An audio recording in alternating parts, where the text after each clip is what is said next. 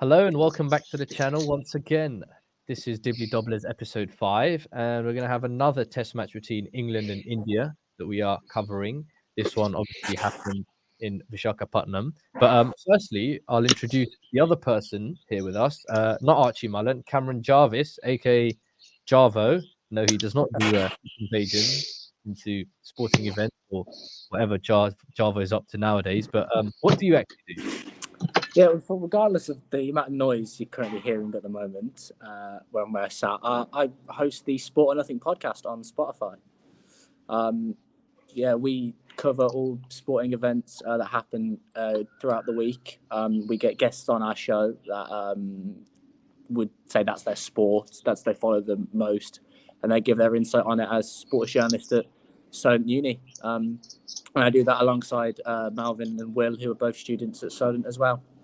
And obviously myself being one of those students, you're the one who's normally sat in this chair fiddling. Yeah, it's strange. It's a strange feeling to not control everything and have hours and hours of notes written down. I only had to do a small amount in comparison this week, so It's quite nice. Yeah, it's lovely. It's quite tricky getting this stuff up, so kudos to you. But anyways, we'll get the cricketing stuff underway. Obviously England won the first test, not miraculously, but quite surprisingly, or almost a miracle, being 190 runs behind. But there was a lot of talk heading into this test match. So as we all expected, there were several changes to both sides before the game. Starting with England, Mark Wood was he was rested, and in came the evergreen 41-year-old James Anderson. Someone also almost, I think, less than half his age, 20-year-old Somerset off-spinner Shoaib Bashir. He was selected to make his debut, and he replaced Jack Leach, who I think injured his leg. Knee. Yeah, fielding. That was it. This meant that Jimmy has now played. Did you know this? 20. This is 22nd consecutive year of Test cricket, and he's made his debut before the other two bowlers in that team were born. So before Rehan Ahmed or Shoaib Bashir were born. Jeez. He made it in 2003, and neither of them were born then. It's just good. Yeah, I know. It's really old. Another weird Jimmy Anderson age that is Bashir and Rehan Ahmed combined age is 39, and Jimmy's age is 41. Weirdly, we kind of expected this lineup, but still, it was quite surprising because it gave off like a club cricket sort of vibe where you've got two kids bowling and a granddad at the other end. So, first of all, starting with you, Archie, what do you make of the lineup? I mean, it's the like for like kind of structure as the first test. I guess it's just a straight kind of swaps. Obviously, Anderson's being a bowler who's better kind of containing on those wickets. Very low economy, as we saw within the test match. I believe in the first innings he had an economy of 1.88, and the second test match slightly over 2. He's a machine. He's a joke of a bowler. I think it is expected. I think obviously with the injury to Leach, it left England with virtually no other spinners other than Shoaib Bashir. So I think they just picked the team based on the structure which they wanted to. But something I was just thinking then was how many captains has Jimmy actually played under? He must have played under from Nasser Hussain. Nasser Hussain debuted under Nasser, Vaughan, Flintoff, Peterson, Strauss, Cook, Root, Stokes. I've missed someone, surely. No, that's it. That's 8 skippers. You included Flintoff in there? Yeah, he did. I think so, yeah. Were there any captains in that weird period between Flintoff and Strauss, where you had like Peterson? No, was there not another one? Because surely that someone else must have like slipped in for a few games while Peterson was in his drama or whatever. I think that's the full-time appointed skippers. Right. Okay. But there might be someone like maybe Matt Pryor skippered a game or something. The big cheese. That don't count. Yeah, something like that. Yeah. Jarvis, what did you make of the lineup? Because obviously, me and Archie on the episode before, we basically predicted it, kind of, didn't we? Yeah, I think we did actually. Did you expect something similar, Cameron? Yeah, absolutely. I agree with Archie. It's really only the selections that they could make with injuries and resting Mark Wood. You're not going to bowl Mark Wood in a 5-test match series in India he'll get himself injured again with his knee. So, but yeah, no, I completely agree. It's the only decision they could have made, and Jimmy did a superb job because he's James Anderson, and he just contains really, really well, on especially on those flat decks. So he's superb. Yeah, but yeah. Fair enough. England wasn't the only side forced into changes. India, they had KL Rahul injured, and basically one of the biggest misses was Ravindra Jadeja, bats top six, bowls gun left arm spin. So Rajat Patidar, he came in, I think, on his debut. He replaced KL Rahul in the middle order, and Kuldeep Yadav came in for Jadeja as the third spinner. Mohammad Siraj was also rested, apparently, which makes sense. He does play a lot of cricket. And Mukesh Kumar came in, who, to be honest, didn't do much in this game. This also meant that before the game, Joe Root had more test runs than the whole India squad combined, which is something I never thought would ever happen because India just have guys who score a bazillion runs all the time. But one person who, Sarfaraz Khan, even if he was picked, he wouldn't have helped this particular statistic, having never played Test cricket. But he has scored a ton of runs in first-class cricket. But were either surprised that he was in the squad but not included over Patidar? It's interesting. I think Indian crickets are currently at like a crossroad between kind of the bridge between old, kind of the last Indian generation and the new Indian generation. Kohli, Rahane, Pujara, they're kind of half. Them two they're out pretty much. They play the odd Test match, but they're out. So I think he's slightly older than Patidar, if I'm not mistaken. Is he not? But it's I think there's a clear reason and there's a clear perspective from the Indian selectors that they don't want to back Sarfraz Khan. And I think they would have picked him when he was averaging 80 in the Ranji Trophy rather than now when he's averaging 68. Obviously, 68 is a ridiculous average, but it doesn't surprise me. I personally would have picked him, but it doesn't surprise me as if they haven't picked him for so long, why would they pick him now? Particularly when they kind of have a clear kind of focus on the youngsters, like I said, at the current crossroads of Indian Test match cricket in particular. It's weird because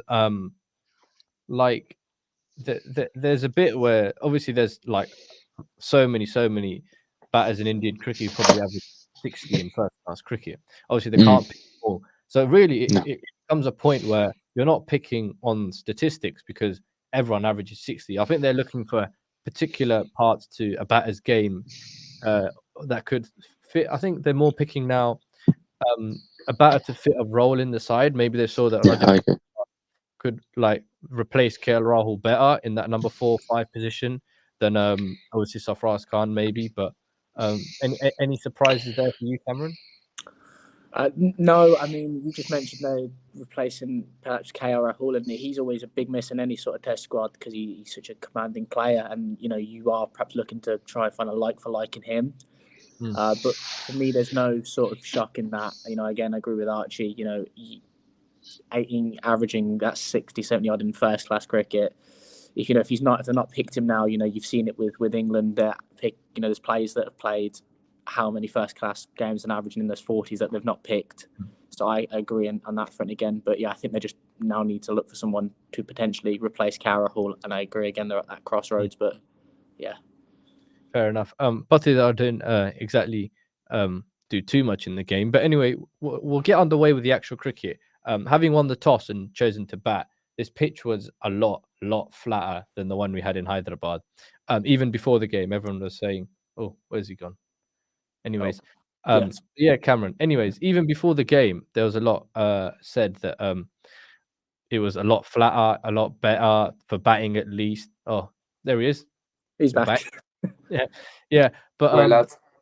It did start well, particularly for India. Jaiswal smacked it everywhere for the first couple of overs off Joe Root, a sign of things to come. Until the debutant Shoaib Bashir was included or came into the attack, and he was the person to get the first breakthrough. He got Rohit Sharma caught a leg slip by Ollie Pope. Bit of smart captaincy there with the turn, just tickling it down the leg side.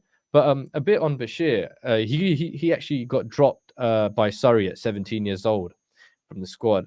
And in the space of a couple of years, he's gone from that to dismissing the Indian captain for his maiden Test wicket in the space of what, as I said, 2 years.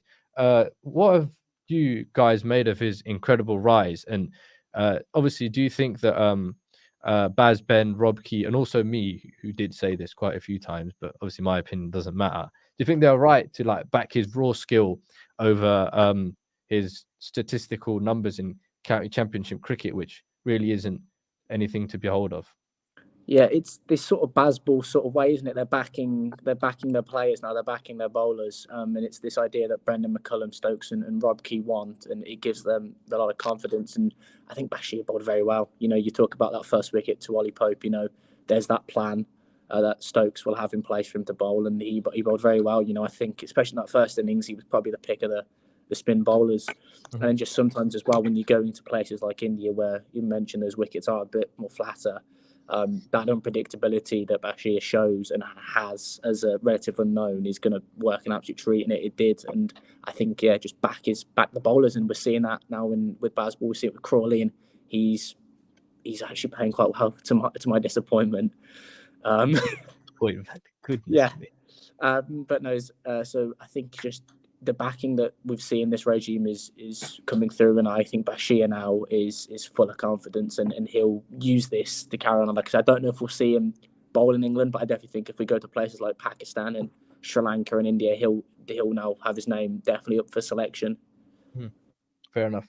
Mullen, do you also think that Brendan McCullum and what the regime now, do you think that they've got another one spot on backing raw skill over obviously the slightly underwhelming stats, similar to Tom Hartley, kind of? It's different with Bashir to Hartley, because although Hartley hasn't played a lot of first-class cricket, I think Bashir's bowled in about 10 innings. I think he's played 10 first-class games. Apologies. 10 wickets games, something like that. Is it 10 wickets, 6 first-class games? I don't know which way around it is, but he's got 10 wickets, but he's barely played, basically. Exactly. My point is, it remains the same. It's the small sample size of the amount of cricket he's played basically means that it's complete picking of attributes. I wouldn't necessarily go as far as Cameron to say he's done a marvelous job, because I think it's too early. I think I slightly disagree in the fact that I think Rehan Ahmed was the best spinner in the first innings. I thought, although his inclusion in the test match in the first innings was very late, I actually thought he had a good test match with the ball. I think obviously with a leg spinner it's harder. I think the nature of leg spin probably maybe suited that pitch a little bit more, because I think you also saw I think both leg spinners bowled well. But yeah, I think it's too early to determine, because he is still very raw, whether they've done it right, because you see a lot of players who burst onto the scene, as you like, Michael Richards, and then kind of they fall off later. Hasib Hamid is going to be my main example here, obviously scoring a beautiful 89 in his first test match in India. So I think it's too early to say that they've done a stroke of genius, but I think there is certainly something to work with within what he showed within the first test match. Fair enough. And just something on the picking on pure attributes. There was a graphic on the TNT feed while I was watching in the early hours. Hartley and Bashir, they both have a release height of 2.35 meters. Now, this is actually 25 centimeters higher than the global average for spinners, which is 2.1 meters. Does this like further prove that these guys, although they might in the short term, it looks like a good decision. The long term, we shall see. But do you think it further proves that they weren't just messing about in the UAE playing golf? They actually knew what they wanted and what exactly they wanted to take with them to India. I think so. I believe Bashir's individual selection stems from Ben Stokes sending a 25 ball clip of Bashir bowling to Alistair Cook to Rob Key. So there's clear plan, because that's back in the summer. There's the intention and the focus of this England kind of setup is there to win. They know how they want to win. They know how they're going to win. I think the setup and the idea of it has been key. I think Bashir's inclusion in the Lion squad was honestly with the intention of him being in the Test squad, but they wanted it to kind of test him out and see how he was doing beforehand, and kind of see whether what the plan was correct, or whether it was not a cock up. But I think there is. I think there is, but I don't necessarily think it would be bad in England. I don't think the height of a spinner has that much effect. I think it's Not in England, predominant. I mean, spinners in England are there to kind of hold up an end, rotate the pace bowlers, allow them to give them a breather. I think naturally spinners are shorter because if you're taller, you're encouraged to be a pace bowler. So I don't necessarily think there's an issue. I think it's not the norm. So yeah. Then again, nothing that Brendan McCullum and Ben Stokes have done is the norm. Even as you said, traditionally spinners have been used to hold up an end in England. But if you remember, I think a couple of summers ago where Jack Leach bowled a ton of overs in the first innings at Headingley on day one, he was almost used he was used as an attacking weapon. So what I'm trying to get to here is it really does show that from the outside, these some people who aren't familiar with the Bazball regime, they think it's just a bunch of jokers who are swinging their eyes and having a hit like it's a happy Sunday friendly. But there's actually a lot more thinking about it, and there's a lot more planning behind it than you can see on the cover of the book. Isn't that right, Cameron? Yeah, there's absolutely a ton amount of foresight with Bazball. They're picking that squad so many months in advance because they have this sort of vision with what they want to play and what they want to do. And I know you mentioned Jack Leach there. He's not used to hold up an end anymore. And again, that comes back to just backing his players. And I just think this Bazball revolution that we have is good for the game and it's good for the players. The plan that I think we'll see over the next sort of three years now with Brendan McCullum and Ben Stokes will be really good for England, and they'll know probably about now who they're going to play for the summer. And I wouldn't be surprised if someone like Ben Stokes is thinking for the summer after with the type of person he is. So. Yeah. Also, so we've been speaking a little bit about how the spinners are being used, especially the tall ones with their height. So Bashir had obviously by no means was it a bad game. It wasn't the best game ever. It wasn't like the debut Hartley had, but it was still a fairly decent game. 5 wickets on a very flat pitch against a world-class batting lineup. It is nothing to be ashamed of, exactly. But do you think he has a bright future? And do you think with his height, his dip, turn, and bounce, where do you think he'll be used, or how do you think England will use him going forward? That's difficult. Do you want to go? Yeah, right. I still think Jack Leach is the main spinner. I think he's still going to be the main spinner. I think Bashir will be used as a second or third spinner in Sri Lanka, or Pakistan, or the UAE. Wherever they need him. But my point, I think it's too hard. Again, it's too early to say. It's such a small sample size. I don't understand how you can basically argue either way. I don't think you can see. Maybe there's talent there, sure, but it's so raw, and everything is so raw about him that Stokes believes in him, McCullum believes in him, Key believes in him, but that doesn't necessarily translate to success. Of course. So I think it's impossible to say. It's like I don't believe we can say whether Farhan Ahmed's going to be one of the best spinners in England in 5 years' time, because it's too early to say. He is 12 though, 15 or something. He's 15 to be fair, and he's done all right. But I just think it's too early to say and too early to judge. But of course, there are promising signs. Mm-hmm. But yeah, so obviously, the spinners have been used in such a way that that compared to previous regimes, as you said, Cameron, they're being backed so much more. They're actually being used to take wickets. It's not just, use you to hold up an end and then you're gone. So what have you made of the overall approach of them using the spinners? And do you think this is something new that we're going to see, where England have gone, well, look, we don't exactly have a bunch of world-class spinners, so we might as well invest in young spinners like Farhan Ahmed and Shoaib Bashir, and then going into the future, they'll obviously develop and everything, hopefully, instead of just getting the best county spinner and then binning them off when they don't do well, similar to Dom Bess or others like him. Yeah, no, I think you Bess is a really good example. I know we were discussing him the other day. He was doing a half decent job, and then he didn't do great in that county year, and then he got dropped. But yeah, I think the plan, like you say, very much so to back these younger guys from basically day one and grow them as spinners is very much the way to go. And it's the way that you also create a good environment inside that England camp and across the county game as well. Because not many people in England, English cricket, especially young cricketers, would say majority would want to be pace bowlers, but you're now seeing this treatment of spin bowlers saying, well, if I'm getting back from day one here as a spin bowler, I'm going to try and bowl some spin. And if you're seeing these sort of 16-year-olds like, Rian Ahmed and Bashir are, and 16, 17, 18-year-old spinners coming in and see that they're playing at international level, you're immediately, as a perhaps young spinner, going to see that and go, that's my level I want to reach to.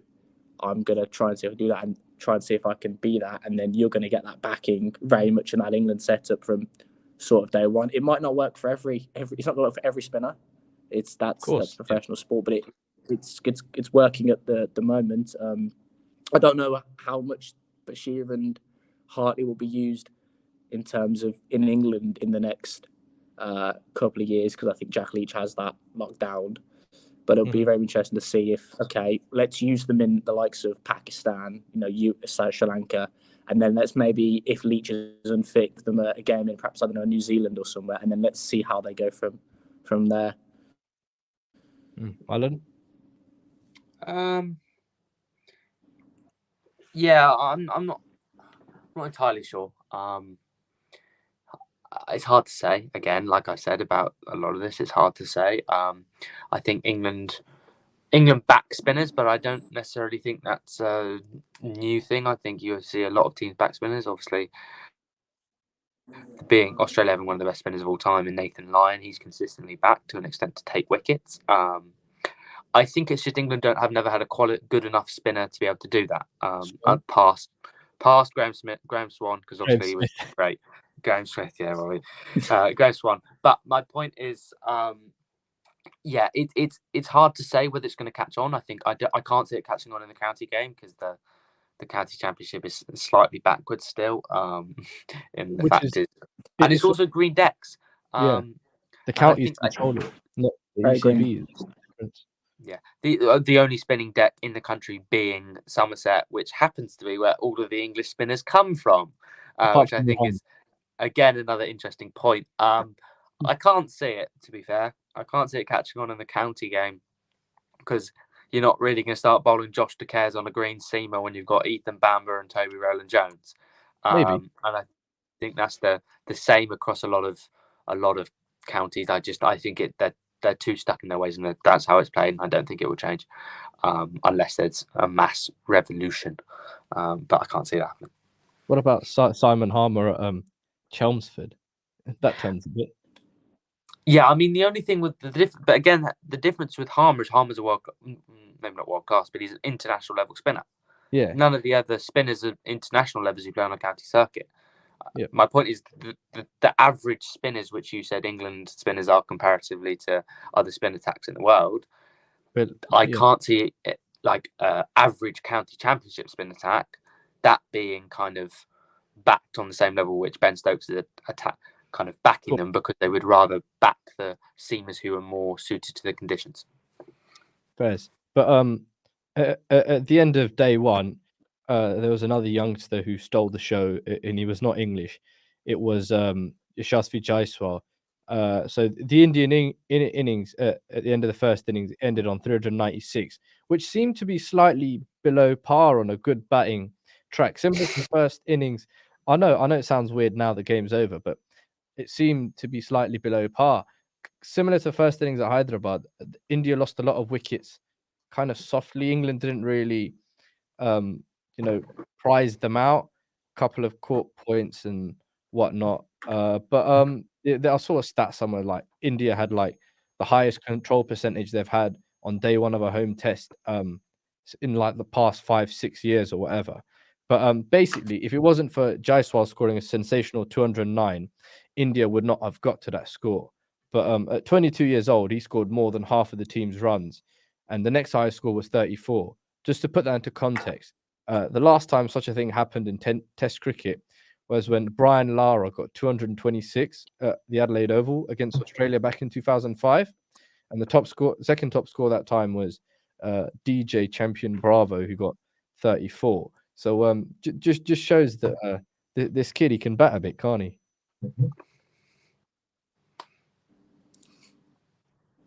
Just a bit, I think. Just a bit. India, like I said, like cheap wickets. I know they were.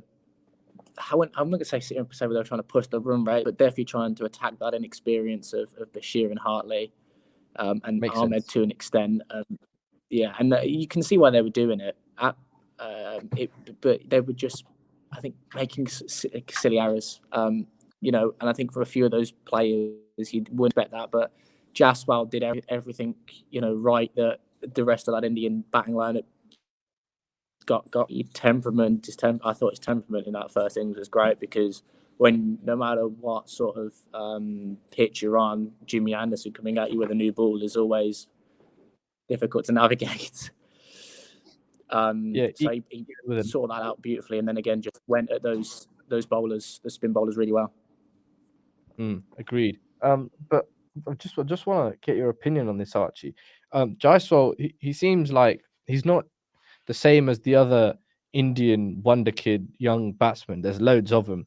He's not the same superstar vibes of Shubman Gill, who posts topless pics on Instagram, and he wasn't hyped the same way that Prithvi Shaw was when he was like 13 or 14. But I remember watching Jaiswal at the Under-19 World Cup in 2020, also in South Africa a few years back, and he was by far the best player in the tournament. But he's never been hyped up the same way as the others yet. I look at him and it's hard to think that he's not the most well-rounded batsman of all the young Indian wonder kids, basically. Yeah, I mean, he's proper, isn't he? Like, let's be real, he is proper. He is what I think his average in first-class cricket. Granted, again, a small sample size, like I said a lot today, but I think he averages in the 70s. In fact, he's proper. Yes, everything. Yeah, he's a very kind of, in India at least, he's a very complete player. I mean, he looked in a bit of trouble in South Africa, but he wasn't against Rabada. But I think he's someone who's going to be kind of very prevalent in the scale of cricket for the next kind of 10 years. I think, like you said, he wasn't gassed up as much as Gill or Prithvi Shaw. I don't know if you've seen the documentary that has Prithvi Shaw in it, which was ridiculous. But anyway, I've seen Jaiswal's backstory. There was like a bit on it in the. I've heard about it before, but I read more of it the Wisden magazine, where it's like he basically moved to Mumbai to play cricket, but he was meant to live with his uncle or something, but that fell apart, whatever, and ended up basically living in a tent at the ground until like some coach adopted him. And it's pretty nuts that like he went through all of that, became really, really good, and yet was never really hyped the same way as the others. But yeah, that is ridiculous. To be fair, I didn't actually know that. I think it's part of it though. Certain players kind of have the characteristics to be hyped. Shubman Gill is obviously a very beautiful man, and hence it gets a lot of media attraction. But I think it's certain figures they catch on. Like you see it in this country as well, maybe not as much because it's India. But you'll have Naseem Shah at the minute is getting mass attention. Obviously, he's a good bowler, but because of his brother, I think there's kind of, it's almost where you play your cricket and which coaches catch your eyes and all of that. I think it's that's what kind of has an impact. And I think that was the same for Prithvi Shaw. Like Prithvi Shaw was being gassed up from the age of 13 because he scored like. I think Shubman Gill was the same, and I think maybe partly because of Jaiswal's background, he wasn't kind of backed up, because who's going to know someone living in a tent? The only issue I have with Jaiswal are his pads. They are so bad. You don't like those, do you? They're so bad. How? They're lighter. You can't use. You're a test match player. Don't have two straps on your pads, man. Sachin used it. He can do what he likes. No, I'm not here for it. I'm not here for it. I'm not here for it.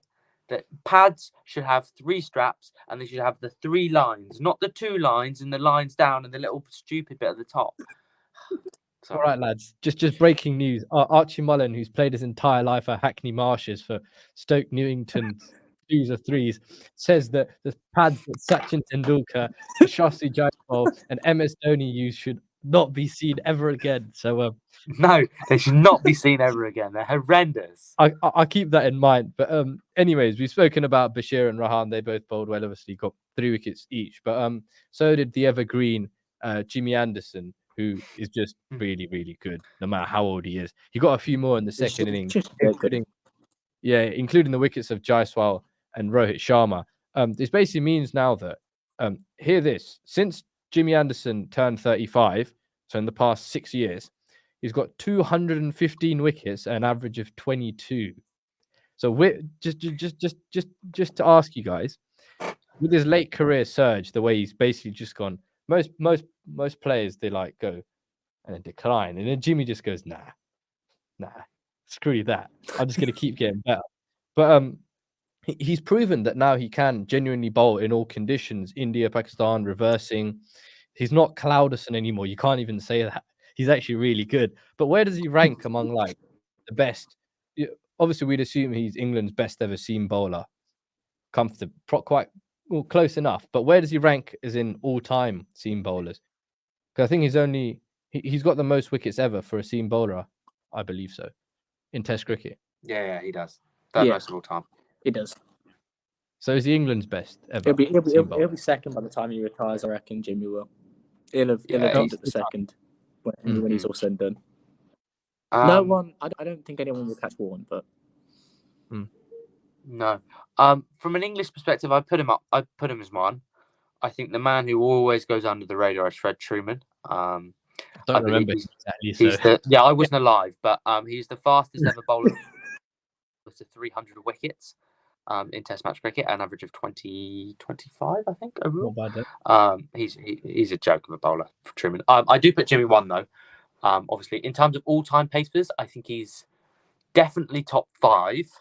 I probably have him top 2 or 3. For me, it's McGrath, Steyn, Anderson, Malcolm Marshall, Curtly Ambrose. I've messed out a lot of good blokes there. No Wazzy Matt Graham. I agree with your top. I agree with McGrath and Jimmy up there, and then the rest could literally be anyone you could have. I agree with that. Basically, put it this way, I think he's obviously the standard for fast bowling has always been Glenn McGrath and probably always will be, but Jimmy is not too far behind him. He might never reach the levels of McGrath, which is no shame at all, but to get that close to him is just a remarkable achievement by the GOAT. But despite the flat pitch, there's another fast bowler who excelled even more from the Indian camp, Jasprit Bumrah. He literally destroyed the Indian batting lineup. The English batting lineup, sorry. He wasn't even close. He took 6 for with reverse swing bowling of like the highest quality. Like I've seen highlights of like Wasim and Waqar like blowing people's toes out in the 90s. This is what it reminded me of. And the Yorker he bowled to Ollie Pope is genuinely one of the best balls I've ever seen. Like I've been replaying that about 7 times, even though I feel bad, but I've been replaying it 7-8 times, and it just looks really good. He set up Joe Root brilliantly, in couple in, one away, nicked him off. Same with Bairstow. Bumrah actually hasn't played a lot of Test cricket. He's only just now reached 150 Test wickets because his bowling action is so weird with the way he releases it, basically in front of the crease, and his short run up and everything that he just keeps getting injured. He's not that physically sustainable, but he's got 150 Test wickets at an average of 20. The last person to have a record like that or better than it was a bloke called SF Barnes, I think, someone like that. But he basically retired. He retired over 100 years ago. So didn't he average 10? He averaged under 20, so it's like something stupid like that. But Bumrah is. Yeah, but Bumrah is quite possibly the best Indian fast bowler ever, after maybe or close to Kapil Dev. But the real question is, do you think with his all-round skill and ability across all formats, he can basically bowl anywhere? There's not. I genuinely can't think of anything he can't do with a cricket ball. He basically bowls off spin anyways with his off cutters. Do you think he's the most well-rounded fast bowler we've ever seen? I know it's a big shout, but.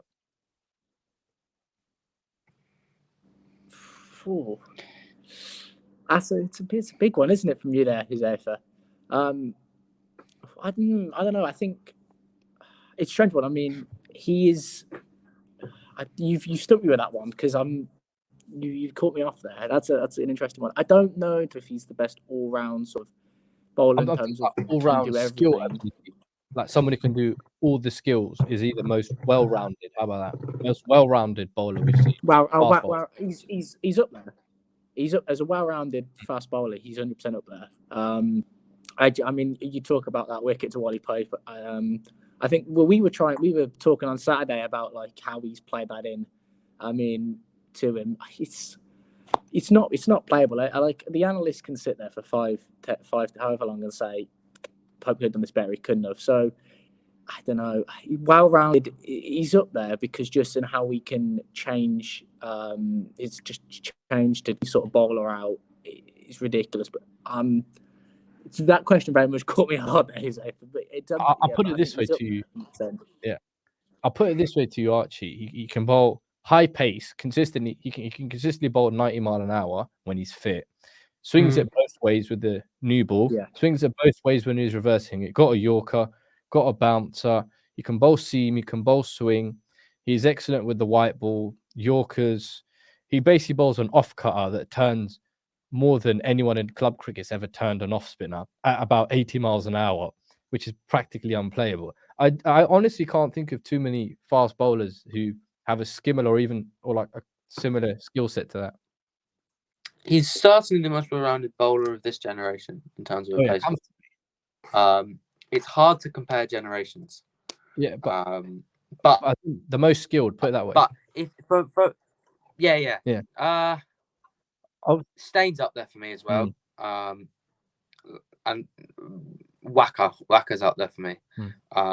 Those two, I think, were what they could do with a kind of Stain could do everything, and Wacker and Wasim as well. I think their ability to reverse swing a cricket ball was maybe at least on the level of what Bumrah does. I think probably slightly above, just because of how often they did it. Because of playing in Pakistan, probably have to do a lot more. Most skillful, it's quite hard to objectify in terms of how you're going to judge it. Because I think it's relative. It's relative. It's relative to the pitch. It's relative to the conditions. And again, Bumrah hasn't played that much cricket. I believe this is his 6th Test match in India and averages 12 with the ball there, which is a joke within itself. Imagine if he was fit. He'd be batting Murali by now. These are the pitches where blokes average like 75 in like first class cricket, and this guy averages 12 with the ball. Ishant Sharma averages like 32 and he's like one of their best ever seamers. Bumrah rocks up, goes, I'm averaging 12 in India, mate. He just rocks up and goes, everyone, I am better than you. Go on, mate. We'll move past that quickly. England got to the third innings, and England are traditionally known as third innings specialists, which was right in this case. Whether they're batting or bowling, they literally always do well in the third innings. An outstanding Ben Stokes catch running back at mid-off. This guy would he's probably lying about his knee injury. He's perfectly fine for me. Stop believing me. He can bowl. He can bowl out. He can bowl. I think he's just hiding himself. He wants to give India a chance or something. He basically his catch triggered an Indian collapse. They were bowled out for around 250, and even the mercurial Bumrah got a 26 ball duck. So no, he can't do everything. Maybe not with a bat at least. But despite Shubman Gill's classy 100. England were left to chase a mammoth total of 399, or so we believe, because Anderson came out and said, we'll chase anything up to even 600 is possible. Crawley's like, we're still in the game. So, guys, tell me, what on earth has this elite baseball mentality done to people that opponents are terrified? Everyone was somehow convinced that England still had hope when, statistically speaking, there's no way they should. Even Shubman Gill came out and said, England have a 30% chance, which is like pretty nuts now that you think about it. Are people genuinely scared of it? The baseballness?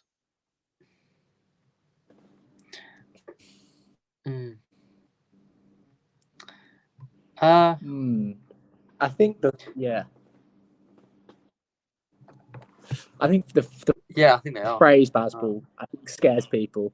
Go on, Mullen. I think. I think. Yeah. The thing I saw that this is the second highest ever fourth innings total in India, and Yeah, England it is. lost, which is ridiculous. It's the only one of the top 5 that's lost the game of cricket, and I think that in itself shows why there's the capabilities, because this England team is breaking boundaries. They've Beating India broken in most India's, as I said, is impossible pretty much. to win a I gave us series. the Yeah. possibility of losing 5-0, but which obviously isn't aged well. But I think it's maybe not Bazball, but it's the backing of the players that we're going to win this. There's the self belief in the England setup. We're going to win, and It's I think belief that's terrifying. Yeah. If teams Yeah. look at them, they were literally 190 runs ahead India last time, and they still lost just because England go, yeah, well, we're going to win anyways. They literally don't know when they're beaten. They refuse to believe they're beaten. So even chasing 400, the fact that the opposition go, yeah, we'll probably chase this, and the fact they've done similar things, maybe not to this level, but they've done similar things in the past. It literally terrified sides to think, like, we've beaten them, we've smashed them around the park, and they still refuse to give up. It is genuinely terrifying. The last 2 Test matches England have played against India, I think this given them slight PTSD. England have a 190-run deficit in the first Test match, and then if we think back to the game when they played against them at Edgbaston, when they chased down like 360 for was it for 3? It was 3. 378 for 3. I think they were that we lost 2 relatively early wickets, wasn't it? Bairstow and Root. Yeah. They were just having the time of their lives. So I think India are like, they're shell shocked, because that's only 10 runs less than 20 runs less than what it was that the deficit was. So I think that's almost like, if they've done it before, they can do it again. And that's what everyone in England thinks. That's what the whole of English cricket thinks. We've done this before. Why can't we do this again? And I think that capability of it is what starts the, oh God, they might have a chance here, when they shouldn't and really kind of don't. Put it this way, the best thing about this Bazballness is me still waking up on the 4th morning when England need to chase 400 and actually going, yeah, you know what? We might have a chance. I actually want to watch this. This could be fun. Instead of 3 years ago when we could be chasing like 65 away in an Indian Test match, and all of us just go, actually, we could probably mess this up. It's just the mindset is just flipped on its head from pure negativity. Even people like you, Mullen, who are like natural pessimists, are slightly optimistic now. So Bazball has kind of done his job. But anyways, it turned out in the end that 400 was more than enough, because despite Crawley's second 50 of the match, I think he got a 50 in the first innings as well. 270. He got 70 in both innings. Yeah, Bumrah and Ashwin, they showed their quality. England were bowled out, I think, just after tea. They felt a comfortable 100 runs short of the target, which kind of raises the question. India made a normal cricket pitch, and they won a match because their players are better than everyone else. They have better bowlers and better batsmen. So even Sourav Ganguly said this, why don't India just make normal pitches so that their normal players, which are better than everyone else, will most likely, more often than not, win Test matches when they just play normal cricket? Yeah. Strange one. Yeah. Go on, Jarvis.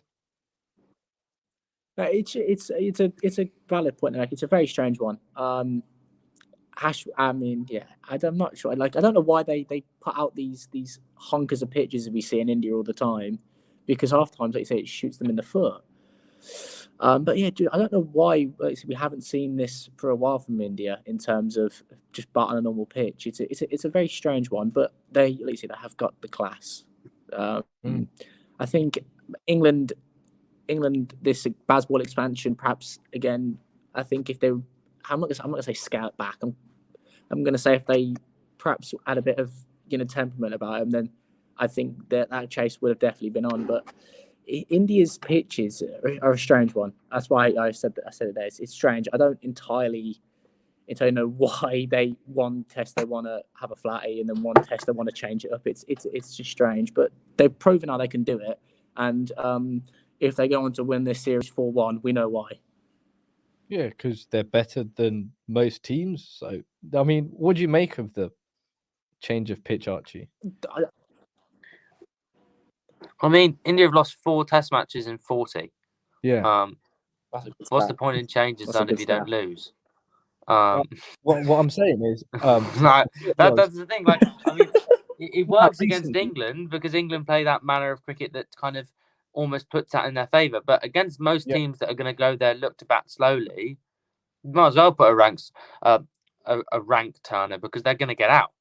They're going to get out unless you go after it and get a few while you can. They're going to get out, and India have better spinners than everyone. That's a fact. So the rank turners have worked for so long. It just doesn't work, like you said, Huz, because the way England play it puts the kind of it gives England a slight edge. And kind of Australia's last 2 games there, whereas they got every other time, they got a draw and a win. But like I said, it's 4 and 40. Since the World Test Championship began, they've started making these pitches because they've just gone, you know what, this could help us. Which, to be fair, it has. To be fair, they could play on the moon or on the beach. It would not make a difference against most sides. But what I'm trying to say is against the better sides like England and Australia, if they might actually have to like think about the pitch they're putting out. That's what I'm trying to get to. Yeah, I get your point. Like I said, but how many times have England toured India and lost 4-0 or 5-0 on these pitches? It's the same England side. That's my point. But that's my point. My point is it depends on the side they're playing. I'm saying there's not necessarily like a long-standing problem because India have been so consistently dominant. That's my point from that perspective. Okay, so what you're saying is what I'm saying is I'm go on saying that the traditional teams that go over there, the kind of non-aggressive teams, the way that old England played under Root, they're not going to do well on rank turners because they're going to block and play pessimistically, because they're not going to push it in their favour. Whereas the aggressive approach England now take kind of pushes the kind of benefit in their favour, the edge in their favour, because the spinning decks, the kind of ragging pitches, allows their aggressive style of cricket to have more of a benefit. And not a lot of teams have implemented that style of cricket. Therefore, I believe that on the main, it isn't a problem. It's just more of a kind of isolated issue against England. Basically, this England team, sorry. Basically, so we're trying to say is when India play against not big sides, they could just put out cheeky Bunsen burners, finish the game in 3 days because why not just get it done quicker? Whereas against better sides, they might have to just make better pitches to prove that their players are better anyways. Pretty much. I think it also depends on the team. Like New Zealand, I reckon New Zealand are one of the better sides in my opinion in the world. They could put up a Bunsen burner against them and get them out. Whereas against England, who are probably as good as New Zealand, similar kind of level in my opinion, I think they can't. It depends on the style of cricket which each team plays. It's very kind of case to case in my opinion.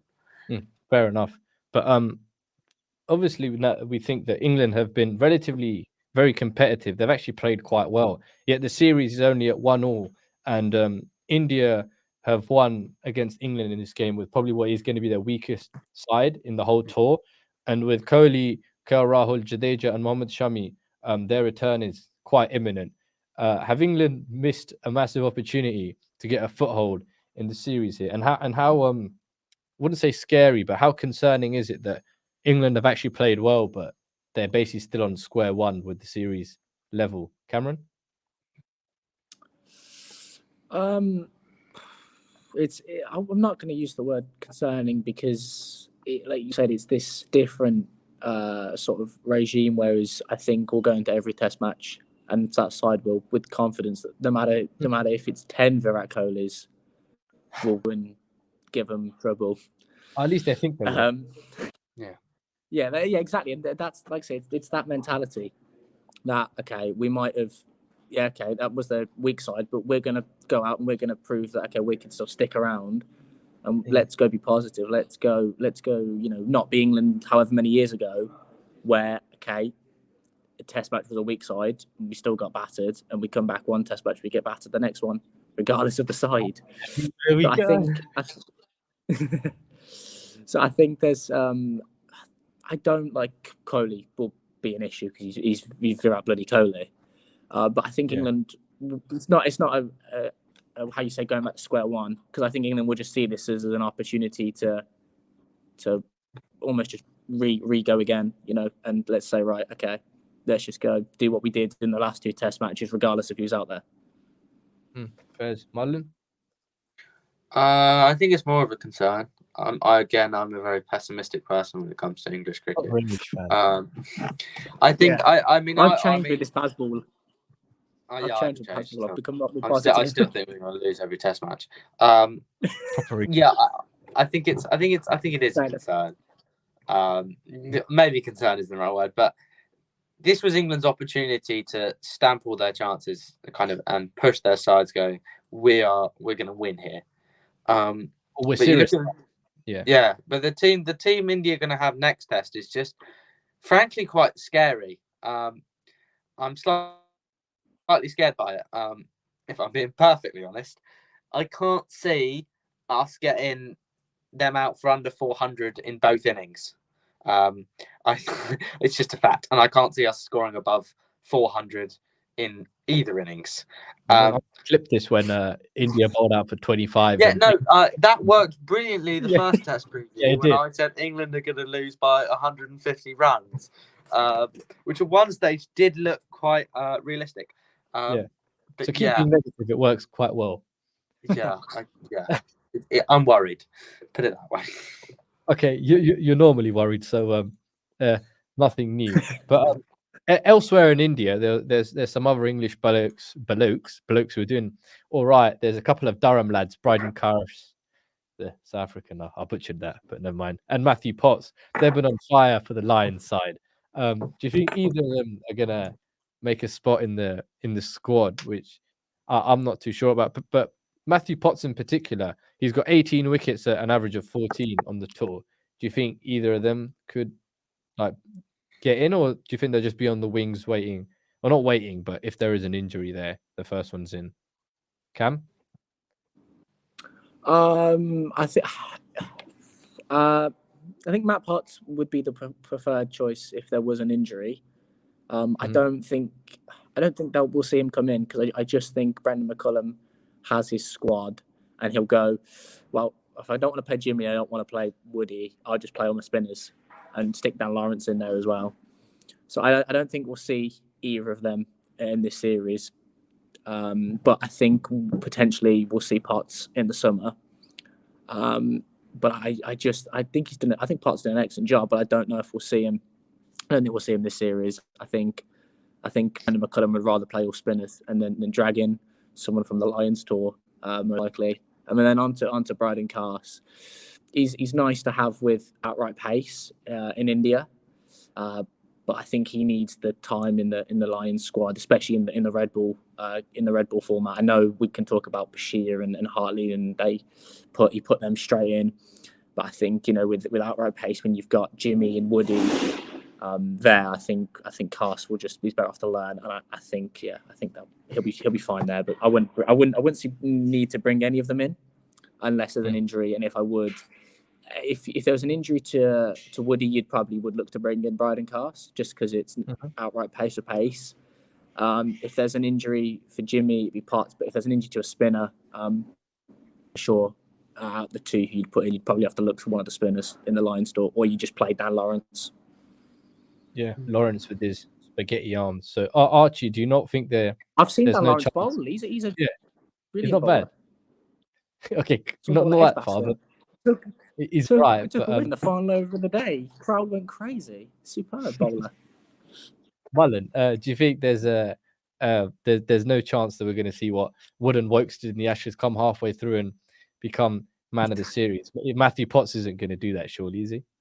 Yeah, no, neither of them are going to be involved. I do really like Bryden Cast, though. I do as well. I think Bryden Cast. I like Matthew Potts a lot. I think he fills a void in this England team. Bowls 90 miles an hour and can bat. That is England's number 8. That's who we need at number 8. Averages, I think, 30 with both, which is all right in first-class cricket. Had a good year with the bat year, actually. He had a great year for Durham last year. I want him in that England team at number 8 in the summer. He won't be, but I would love him to be. I still think we're going to see Chris Wokes this summer. But that's moving off it. In terms of this series, neither of them will play. If any spinner gets called up, it'll probably be Callum Parkinson. But not yeah, Parkinson, of course. No, God no. But yeah, I like Cast. Like I like Cast. I like Potts. I like all three of those teamers. But I can't see any of them being picked. Yeah, the two Matthews and Cast. I like them both. They're all relatively quick, hit the deck. Yeah, Potts is not slow. He bowls around 85. At least. Yeah, he does. Just in England, when he played for England, he was bowling like 79, 78. Yes, because they just go, he hits the bat harder, but he doesn't bowl rapid. That's all you need to do at Lords. Just put it on a length on a green seamer. You don't need to bowl. I was there on his debut, to be fair. Fair enough. But yeah, it's all right. Cameron Jarvis also bowls 90 miles an hour and averages 65, but that's on cricket 24, not Test cricket. So yeah, it's like slightly different there. I've got play 727 with it, so. Oh, apologies there. We'll keep an eye out for your international selection. But no, I'm not chasing that. I'm playing for the ball. All right, fair enough. But onto some even more England prospects. These ones are slightly younger. The England under-19 side ended their tournament at the Super Sixes stage in South Africa. They finished the tournament with a comfortable win over Zimbabwe. It was spearheaded by Tazim Ali's sevenfer, and I did warn you guys last week that this bloke's like he's not bad, put it that way. But Mullen, do you see much of it? His leggies, or should I say, his wrong-uns are quite deadly, aren't they? I didn't catch too much of it because England were out, and I was a bit like, "What's the point of this now?" Because we're out. Obviously, England got knocked out. I think we should touch on that, Huz. Yeah, I did say that the tournament ended. Oh yeah, yeah. It wasn't. He bowled. I saw the highlights. He bowled quite well, actually. I thought. Obviously, his only professional wicket being a fantastic Pakistani player of Haider Ali. We've all got him out. Yeah. He bowled well. He's a good player. Someone we didn't say would play any minutes in our preview to the Under-19 World Cup. Finishes with a sevenfer. Pretty standard. Yeah, we literally know nothing about cricket. We literally said he wasn't going to play a single minute of cricket. Exactly. He goes and takes sevenfer. So everyone, listen to us, please do, but ignore us. And when we do get it right, we'll tell everyone everything that we've got right, which isn't a lot. So which is right because I get it wrong every week. Yeah, getting it wrong, England fans will be happy because we all do. But Jarvis, you said you saw the other thing in the game as well. I'm not sure if you saw it, Mullen, but there was this weird handled the ball dismissal where basically Hamza Sheikh, who is one of my favorite batters in the side, classy batter, basically he blocked the ball, landed around his foot area, ball's dropped dead, nothing's happening. He just looks up to the keeper comes to collect it. Hamza Sheikh goes down, picks up the ball, hands it to the wicket keeper, just innocently, the most normal thing ever. The whole Zimbabwean side have just gone, how is that? Like, not a massive appeal, but just gone, how is that? And actually realized, wait, we can actually get him out. Carried on appealing. Umpires have reviewed it, and Hamza Sheikh was on his way. First of all, was that surprising? And second of all, is it the wrong or right call? Not morally, but according to the laws of cricket, was it the right call? And then give me your whatever moral opinion, whatever it is called nowadays.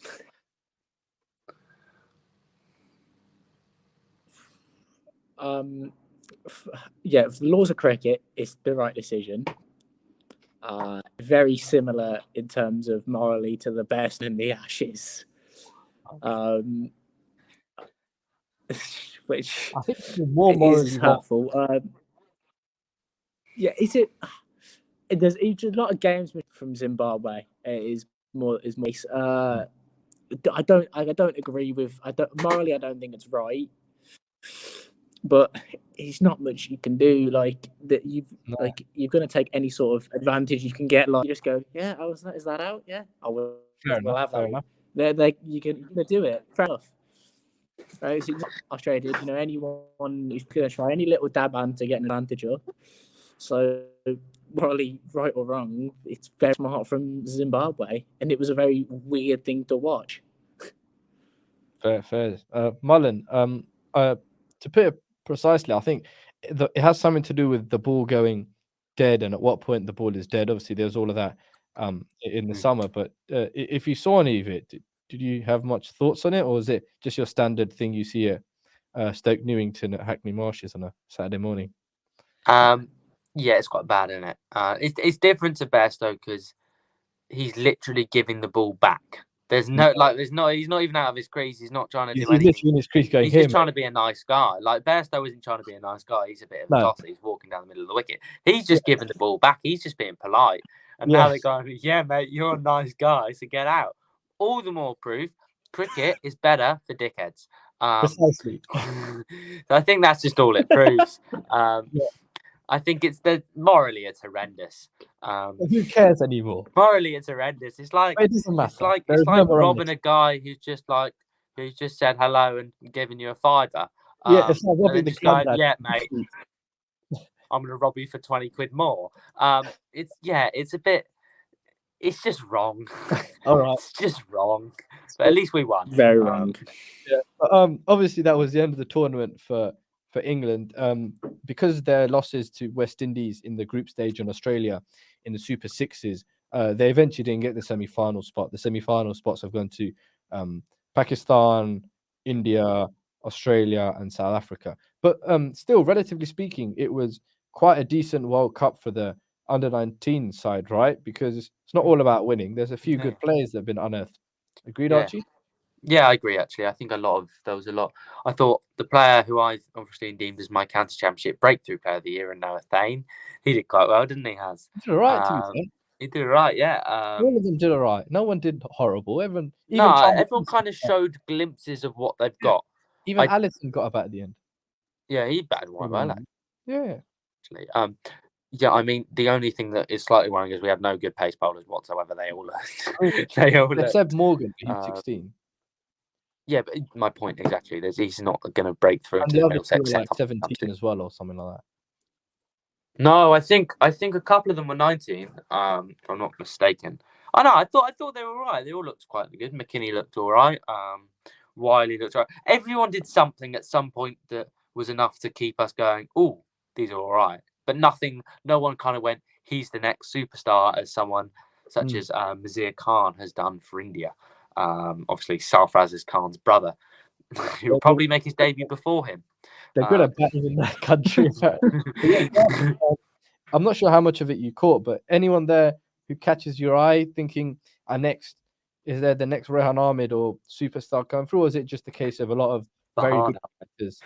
Yeah, or is there a lot of good, or is it just a case of a lot of good cricketers who will have decent careers and who knows where they'll go in the future? Yeah, I mean, I didn't catch much of it. I was doing other things.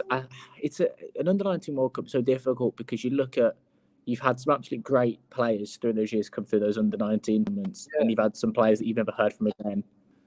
Yeah. So you just have to see. I think a nice thing to have. I think we'll get. Yeah, it's nice. It's good for them. It's tournament experience for them. I think when we go back to perhaps List A in the county in the summer, I think we'll probably get an interesting look at a few of these boys that have played, and I study that quite closely with how they'll go. And I'll try to head down to a few of those games. I'm not sure. Yeah, can't wait to watch a couple of them on an August morning somewhere in a county ground, God knows where. But finally, we'll look forward to the English summer. Two big Aussie signings in the county game. Middle order batsman Peter Hanscom, he's gone to Gloucestershire. He's supposed to be playing all formats for them. And another one, a Big Bash League winner, Michael Nisa, who arguably has been the 12th best cricketer in Australia for the past couple of years. Yeah. The 12th best. I said 12 in particular. Just never in the 11, but he's the 12th best. He's gone to Hampshire, who've labelled him as a genuine all-rounder on their Twitter. And I genuinely think that it's a good opinion there. So how much do you think those two signings will affect both sides? Because both of them played in the championship last year, but for different teams, obviously. Yeah, Hanscom's obviously one stage was Middlesex's captain, which was slightly strange. Then he went to Leicestershire. yeah, weird. Anyway, yeah, I think Hanscom will do all right. He's had moments of goodness and moments of extreme midness in the championship. I think he'll probably get a few runs if he plays the whole season. I reckon we'll get 800 runs at an average of 40, which I think will be all right. Michael Neser, on the other hand, I think is a gun signing. He's serious. Was absolutely incredible for Glamorgan last year, Fun. and I think they're completely right to label him as an all-rounder, because every time I looked to see him look at Glamorgan, he'd scored 100 and taken 6 in the game. He scored 100 batting at number 8. I think really he was. Good. Yeah, he was even better than Bryden Cast, and I've already spoken about how much I love Bryden Cast. He's Bryden Cast, but developed. Yeah, that's true. A bit slower. Yeah, he's Bryden Cast with a better beard, because he has a lovely beard. His beard is. He's got a proper beard. He does. So yeah, I think they're both good signings. I think Hampshire will probably look to maybe challenge Surrey if they can this year. I think their batting still has a few issues, especially if Felix Organ is still opening batting, or Fletcher Middleton. They still look to kind of have a lot of places that could be improved on in that batting lineup. Which every time they could be bought. They've been whacking it all over the place. So they could also end up being bought by one of the IPL teams. Maybe then they'll bring in like Prithvi Shaw and he'll score 7,000 runs and win them the championship. Who knows?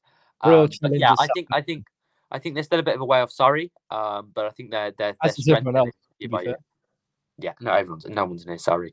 It's Surrey. They're the Man City of the county championship. Yeah, which is a weird saying. They've got Dan Lawrence next season as well. Like Essex is wonderful. Yeah. I still reckon Surrey would beat Sri Lanka in a Test match in England.